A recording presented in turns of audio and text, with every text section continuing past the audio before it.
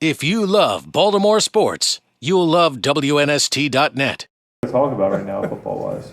There's a little draft going Am on. I going to tell you who we're going to draft? No, not at all. I don't know. I have no idea. You don't know? I have no idea. What's your wish list? Go ahead. Yeah, what's your wish list? Let's go. We'll get you. I don't want to talk about that. I'm not saying anything, man. We'll see who we get. Whoever we get. When's it start? Thursday? Yes. Thursday night. When does it start? Are you going to watch?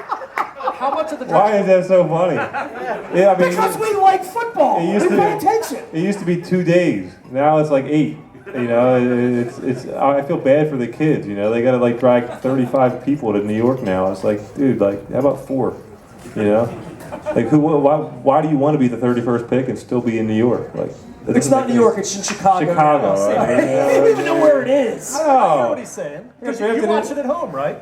Yeah, I mean, I was at home. I mean, they convinced me to bring a camera crew in, which they were out in and out really quickly. I didn't want to do that either, but they did convince me. Were you afraid you were going to like be the guy in the 3rd round that was sitting there all day? I wasn't afraid. I just didn't really want to do it, first of all, and then I mean, I could have been a 3rd round. I could have easily been a 3rd round guy, you know. So like, why would I want them in my house for 3 straight days, 2 days?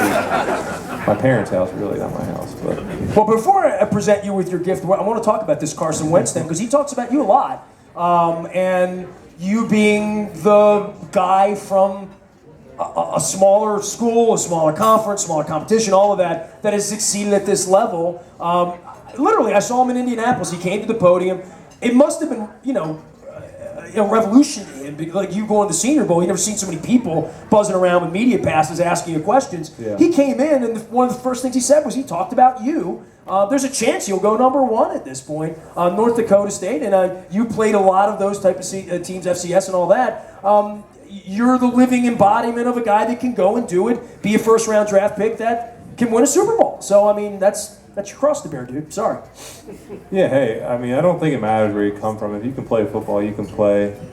He's obviously, I think he's a pretty physical kid. He's got a great arm. You know, I think he has all the physical tools that you're looking for. When it comes to playing well in this league, and obviously he's going to have to get somewhere and prove that and grow as a quarterback and all that stuff. But he definitely has the physical talent, and he has all the tools you need. I think there's a bunch of people that can play quarterback now at Division I AA level, or whatever they're calling it these days.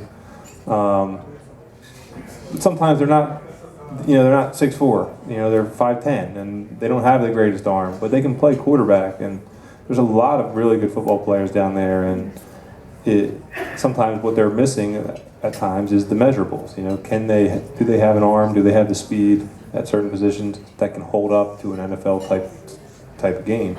And I think if you believe that Carson can play, he definitely has those things that allow him to be a quarterback at this level. He has the arm, he has the physicalness, he can run, he can do a lot of things. So, I think he should be able to translate pretty well. Is there anything for you that you feel like had you stayed at Pitt or another D1 school that would have, we always hear about all this, like, is he prepared for the pro style, but all of that stuff.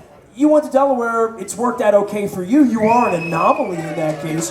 But for you to be a D1 guy, would your path been different as you see it when you came in? Do you feel like you would have been more prepared in 08 when you got drafted or no? No. I think people may have seen it that way, but the reality is I still would have been the same person. I would have been different a little bit just because of where I had played, and maybe I had gone through different things. I never would have went through a transfer and had to deal with all that, and who knows? I mean, I might have been worse off because of it. I mean, you never know. I think it taught me a lot to have to drop down a level and switch teams and sit out a year and do all those things. I think at the end of the day, that stuff all helped me. So I think being at Delaware was the best thing for me. It wasn't necessarily the way I planned it, but it's just how it happened. So I don't think you can say that I would have been better off in any other way. I think this is the best off that I could have been. So yeah, there's a reason for it. Was the Senior Bowl big for you? I mean, yeah, it was crazy. I mean, it was definitely big for where I got picked. I think being able to show up there and the interview I think I got on the field there with those guys, and all of a sudden they could see, okay, yeah, he can throw the ball. Yeah, there was a couple of us there's 6 quarterbacks there, and when I got on the field with those guys, it was like, okay, yeah, Joe can throw, and I think everybody could see that right then. And then you get to do a lot of interviews that whole week. I had no idea what I was getting into. I figured it's in the lobby of a Renaissance, and they just sort of stalk you, right? Literally. Yeah. There's nothing orderly about it. Yeah, like, hey, come up to my room. I'm like, oh my gosh, how do I get back to the hotel and in my room without getting grabbed by one of these guys? But at the end of the day, it's a job thing. interview. It's a good thing to get grabbed. Yeah. You want to go. You want to be talking to those guys. You want them to be talking to you because it's a good thing. They're trying to get to know you.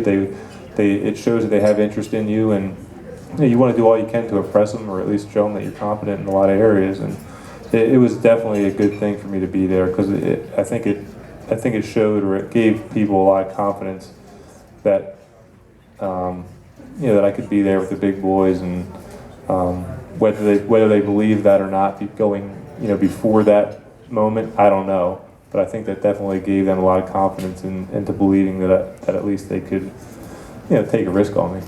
In looking back 8 years later, I mean, in fact, today, 8-year anniversary of you being drafted, I believe. But we talked about Wentz, Jared Goff, the reputation for him, kind of a laid-back guy. I even heard one of the draft experts compare him to you from a personality standpoint. Looking back now, entering your 9th year, do you think your personality helped, not just going into that setting in the Senior Bowl where, okay, you're this 1AA guy and trying to prove everyone that, hey, I can play regardless of the fact of where I came. And not just that, but getting drafted, and wasn't the plan necessarily for the Ravens, but you end up playing from day one, and we know what happened. Do you think your personality really helped in that, as opposed to maybe some other guys at that position? I think my personality helps me and suits me well, and that's the reason why I can play the way I can play. But I don't necessarily think that my personality says to other people that same thing. Like they might. I don't necessarily think that my personality says to somebody, "Oh yeah, he's the guy." But I know that my personality suits me very well, and I'm successful. One of the reasons I'm successful is because of my demeanor and the way I am and the way I was brought up at the end of the day. But I don't think everybody sees it that way. Who cares? I think for me, yes. This is why this is the best personality for me. This is the way I know. I'm myself. I don't try to be anybody else. I am who I am, and that's what you're going to get. And people are either going to like that or not. And I didn't. That's the way I wanted it. I wanted somebody that kind of wanted me for what I was, and I didn't have to put on some other face for them. So, I was up in Philadelphia last week. I was there when they threw all the wristbands down on the ice at the Flyers game, and they had an incident up there. I've come up to your home up in Philadelphia, Audubon on the Jersey side, the land of Chris Christie, and you've said to me many times in the book, you said, I'm a Philly guy, it's all Philly around here, everybody's into Philly. Do you have anything in your closet that has logos on it, like a Villanova thing, an Eagles thing, a Phillies thing, any of that stuff going on in your household?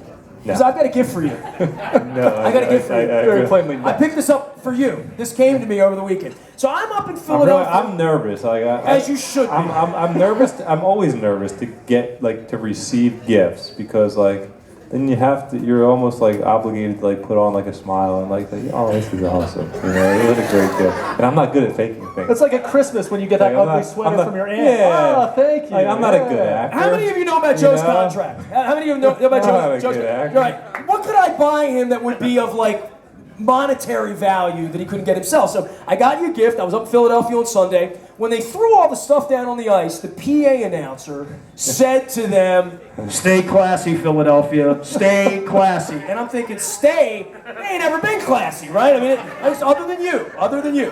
So on Sunday, I go back up to Philly for Game 6 because the Capitals couldn't win Game 5.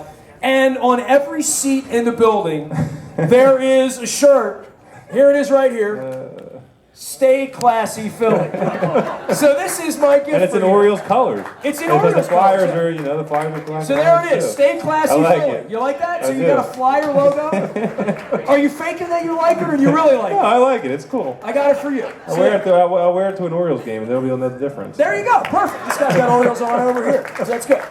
So that's the gift portion of the program. But you know what I really thought about, and this is interesting to your personality, and I guess it makes the conversation more full from a radio perspective.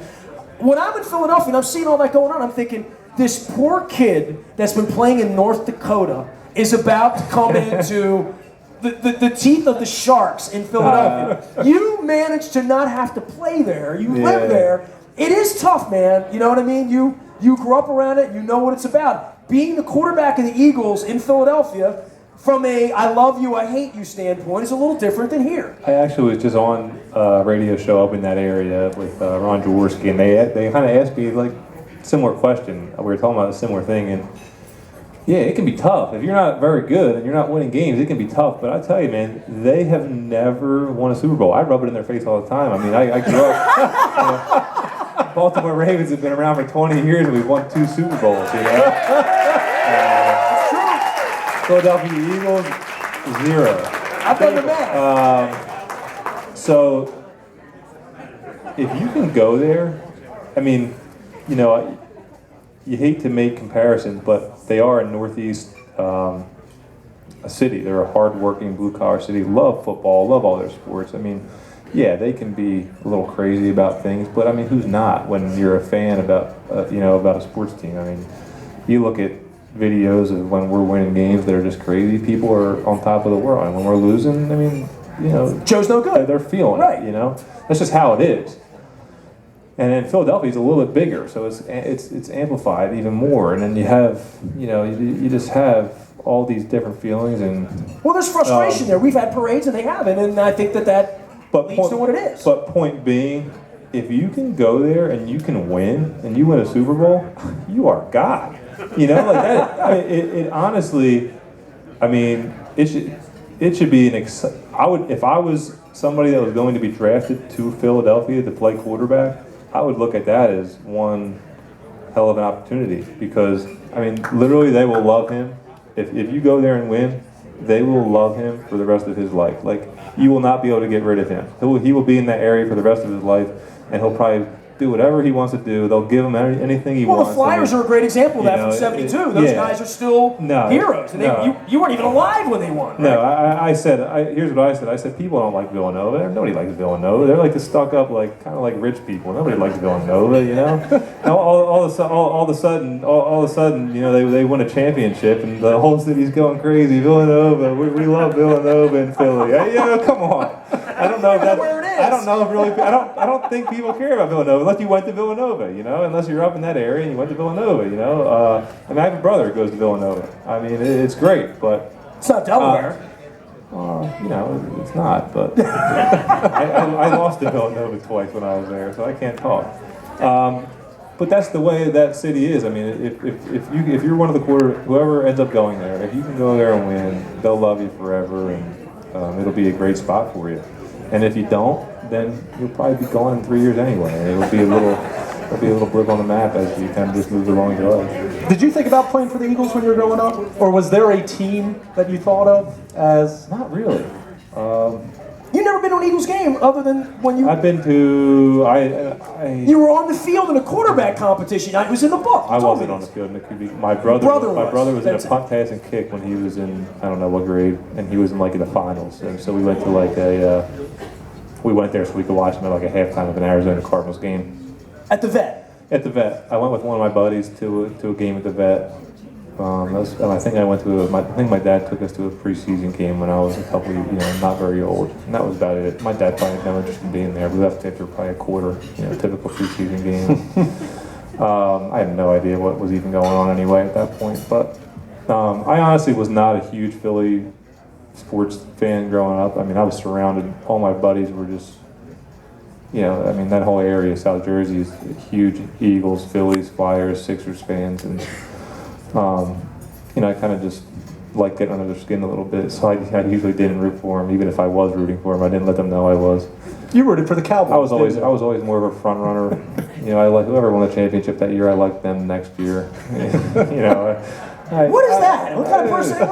Why are you bragging about that? I don't know. I'm not bragging about it. I'm just being honest. I'm not bragging about it. I like players. I like Barry Sanders. I like Walter Payton. I like Joe Montana. I like Terrell Owens when he was on the Niners, and had to catch after he dropped a handful of them, and